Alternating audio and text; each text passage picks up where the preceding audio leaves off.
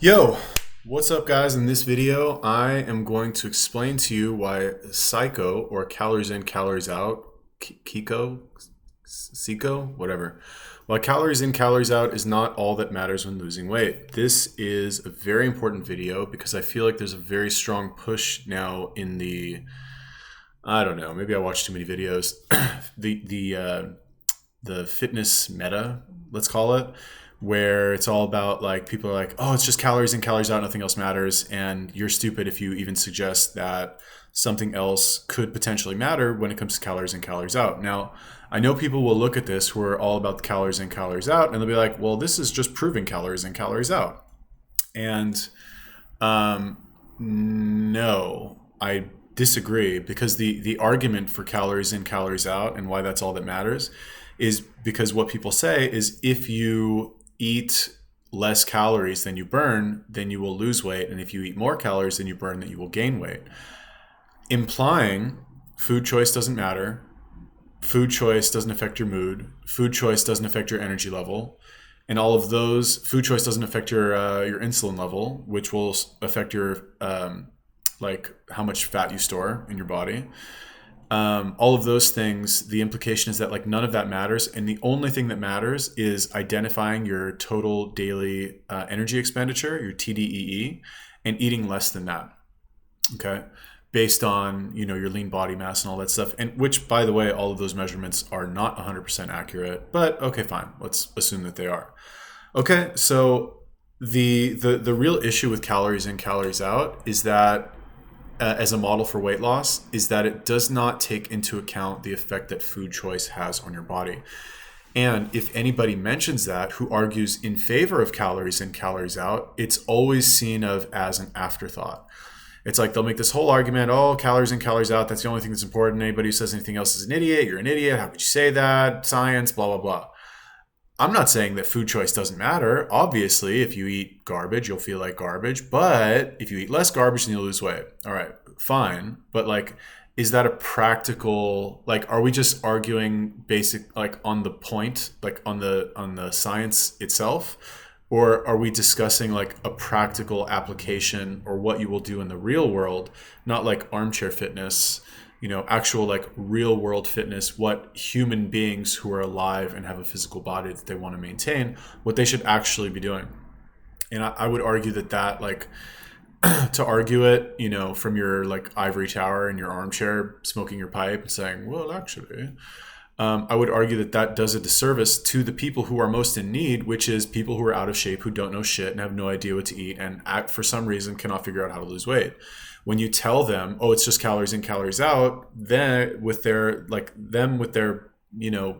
fucking Twinkie brains, they are going to continue to eat garbage and just eat less of it, which might make them lose weight, but they're still going to be unhealthy and they're still going to feel like shit, and they're still going to have a ton of other problems, in addition to, well, I guess despite the fact that they might be dropping a little bit of weight. It's not a long-term solution, right? The long-term solution is to focus on food choice, not how many calories you're eating. If you're naturally eating the right foods, you will lose weight and your body will, look much better, basically. You have to work out as well, but it'll get you 90% of the way there, as opposed to all this extra shit that you need to do, like counting calories, which is dumb. So very simple.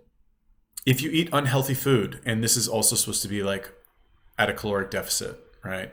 You eat unhealthy food, it encourages bad habits. Okay. So number one, you eat unhealthy food, but you eat at a caloric deficit, you're still encouraging the bad habit of eating unhealthy food. It's still a bad habit. It's bad. I don't care who you are. Fuck this body positivity shit. Oh, eat what you want. You only live once. Okay, great. You only live once. Do you want to be fat in your life? Do you want to like have health problems because you're fat and your arteries are clogged and you look ugly? Like, do you want that problem? I don't know. Maybe you do, or you just don't care. Or you could just go to the store and buy something different and eat that instead. Simple solution. Encourages bad habits like eating unhealthy food, which means you are more likely to binge. For example, let's say, this is maybe an extreme example. Let's say you have a fat guy and he's like, oh, calories in, calories out. All I have to do is just eat less. Okay. So I'm not going to throw away any of my fucking chocolate Chips Ahoy cookies away. instead of eating an entire box of them in a single sitting, I'll just eat half a box. Brilliant, right? Now, what do you think the odds are that this person who is normally used to smashing an entire box of cookies is going to be able to hold themselves back and eat half a box? What do you think the odds of that happening are? Because they're not going to be full. They're going to want to eat more. And if they don't eat the cookies and they don't have these healthy habits in place of eating like healthier food, what do you think the odds are that they're going to just stop and be hungry? Not likely. Or that they're just going to pick something else to eat instead, whatever, a sleeve of cookie dough or something. So they're more likely to binge, right? When you eat unhealthy food, you will have lower energy because it's a low quality food source. Don't believe me? Try it out. Experiment.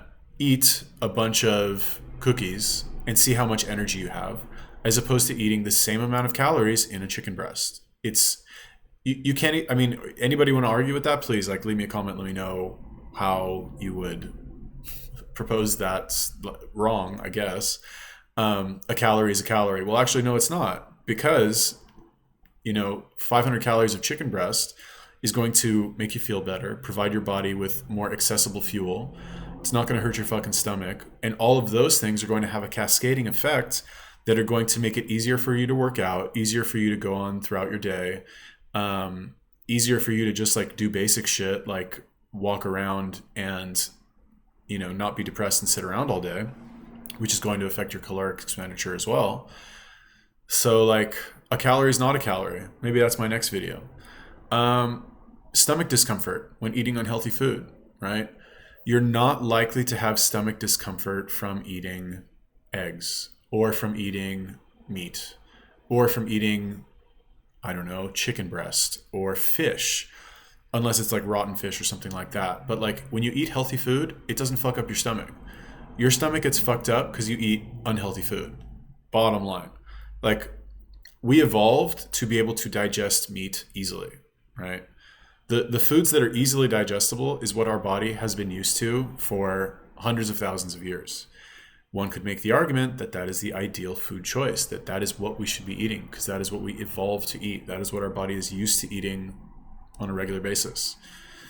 You want to roll the dice and try and eat some scientifically made food in a lab. And again, this is not I'm not referring to protein powder and stuff like that, which is, it's not ideal, but it's not the worst thing in the world. But anyway, next one, insulin spike. So when you eat unhealthy food, which is mainly high sugar food, right? That's a good way to think about it, right? Most unhealthy food that you buy is high sugar food, okay? Not necessarily high carb, also high carb. Well, high sugar is high carb, but the stuff that we eat that really fucks us up is the high sugar stuff. High salt content, you just end up peeing out the salt anyway, so I don't really think it's that big of a deal. It does make you retain water, can fuck up your heart if you're really fat anyway. The stuff that's high fat, I don't think is that big of a deal either, because when fat is very satiating, and there's only there's a limit to how much fat you can eat before you're I can't eat anymore. But sugar, on the other hand, you can just keep eating that shit. You can just that's why you can smash an entire box of cookies, but how much cheese can you really eat? You can't eat that much cheese, but you can eat a box of fucking cookies. You know what I'm saying? Because it's the difference between the sugar and the fat. When you have an insulin spike, all right, you're more likely to store fat, right? Insulin is an anabolic hormone, which means that it will cause you to build more muscle and also store more fat. Now, if you do not have the proper stimulus on your muscles, where your muscles are oh shit, we just lifted 300 pounds at the gym, we better build some more muscle with all this insulin, or the insulin is telling us to build muscle, or I guess the insulin is signaling that we should either build muscle or store fat. What should we do? Well, we just lifted 300 pounds at the gym. Maybe we should build muscle. If you don't have that stimulus in place already, when you spike your insulin, then guess what your body's going to do? You're more likely to store fat. Decreased activity, okay? Fatigue. If you have an insulin spike after eating food that is high in sugar, which is what determines how much insulin your body releases, you are going to be more tired. If you are more tired, you are less likely to work out. You are less likely to have a good workout if you do work out. You are less likely to move around and do basic shit that you do every day. which means, guess what? You have a reduced caloric expenditure if you have fatigue from eating foods that spiked your insulin. You will build less muscle at the gym.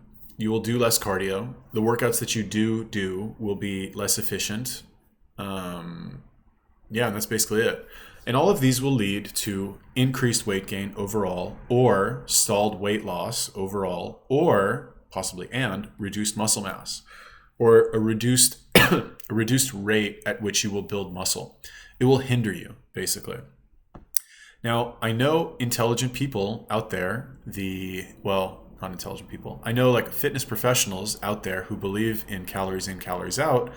They're not outright recommending that people, just eat whatever you want. Like, that's what they don't say. I think most of the time they don't say, just eat whatever you want, just make sure you eat less calories. That's generally the interpretation, though, of people who are less educated or experienced with fitness. That's how they interpret it, which I think that's where the danger is. And then down below here, we've got the opposite of everything. So let's say you eat healthy food. Let's say you don't even eat at a caloric deficit. You will be reinforcing good habits, such as eating healthy food. Guess what? Eating chicken is a good habit, believe it or not. Buying a fucking dead bird at the supermarket, coming home, frying it up in some oil, and then putting it in your mouth, chewing and swallowing, that is a good habit. Crazy as that sounds, that is a great habit to have that most people, for some reason, do not have. It's strange when you break it down to that level of simplicity. When you have these good habits, you're less likely to binge because you are not consuming trigger foods like the box of cookies, for example. Nobody's going to get triggered like from eating chicken. You're not going to eat a bite of chicken and be like, oh my God, I want to eat 10 pounds of chicken right now. And you just eat so much chicken that whatever. It's not going to happen. You're less likely to binge. You're going to be more satiated. And your binges are less intense if you do binge. If you do binge, your binges are going to be less intense. For example, if you stuff yourself on chicken, it's possible you might eat a box of cookies. It's possible. I'm not saying I've never done it. I'm not saying I haven't done it recently, right? Well, I haven't done it recently. I ate cookie dough, not cookies. Anyway, whatever.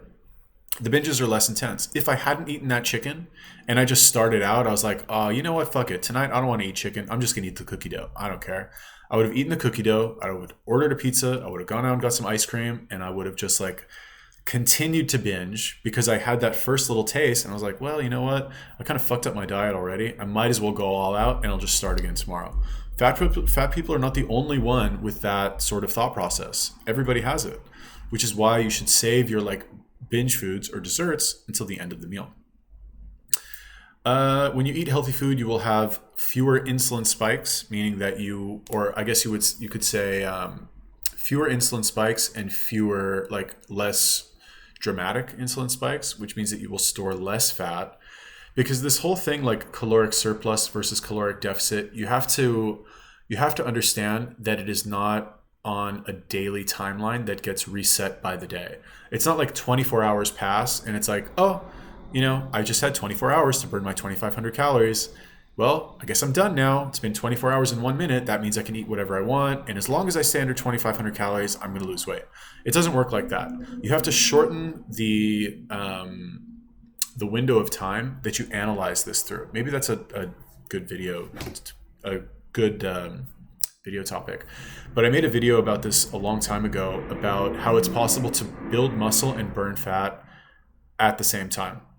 And while it's not actually possible to do it at exactly the same second in time, it is possible to, let's say, build muscle for an hour and then burn fat for an hour, right? Your body can be catabolic 1 hour and anabolic the other hour, right? It just depends on the window of time that you are determining what activity is taking place. Similarly, if your insulin is spiked for a brief period, you are likely anabolic during that time.